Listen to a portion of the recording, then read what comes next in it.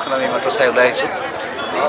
অগতানুগতিক বিষয় মানে মই অসমীয়াততো নাই, বাকী ভাৰতীয় প্ৰেক্ষাপটতো এনেকুৱা অগতানুগতিক বিষয়ক লৈ কোনোবাই যে মানে চিনেমা বনাইছে মই নাভাবোঁ। মানে বহুত অগতানুগতিক আৰু অভিনয় অতি সুন্দৰ, মানে সকলো ফালৰ পৰা মানে একদম উপভোগ্য চিনেমা।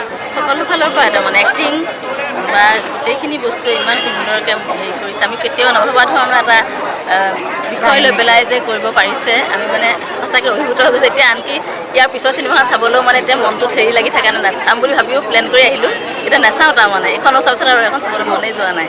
মই কন্দা নাই, মানে কথাটো হ'ল কি কিছুমান সময়ত মানে চিনেমাখন it was too heavy for me, it was like very heavy, but এইটো কথা নহয় যে মই সেইটো ভাল পোৱা নাই।